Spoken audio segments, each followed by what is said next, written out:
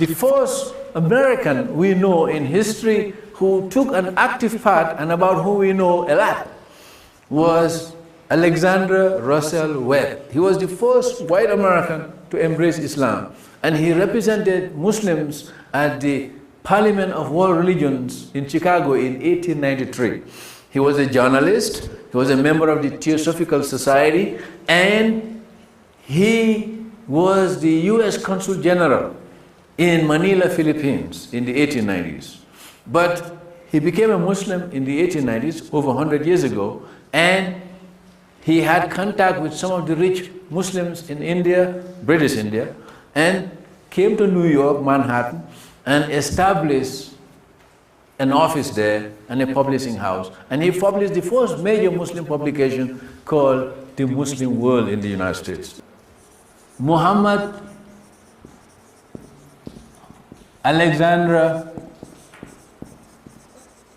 Russell Webb.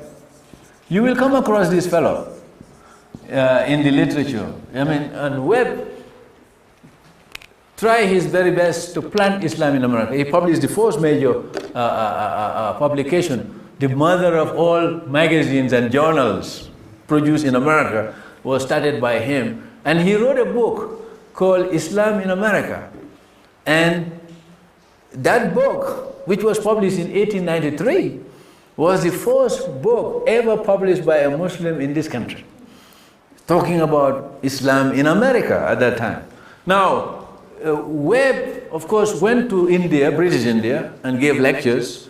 There are people now who are pulling his lectures together to publish them for the benefit of scholars and people who are interested. Now, Webb planted the seed of Islam in American society in New York. One of the things that's really interesting about Webb is that, first of all, he became a journalist. He was well educated. He was from a good family. He came from a good background, but he also was political. But one of the things that really impresses me about Webb is the fact that he knew in America that Americans are not monolithic. He knew that they don't all hate Islam. He knew that some of them are enemies, and some of them are friends, and some of them are neutral.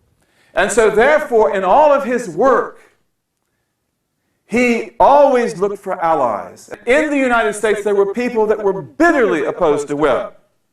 Those are the missionaries and what we today call the Christian right.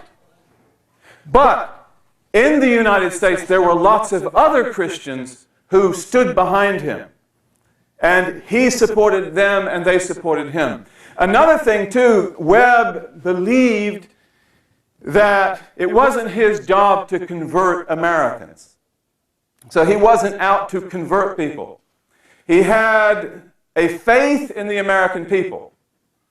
And his belief, as he says many times, is that by and large, the American people are a fair-minded people. All they need is to hear the truth. All they need is to see the message. And the message will speak for itself.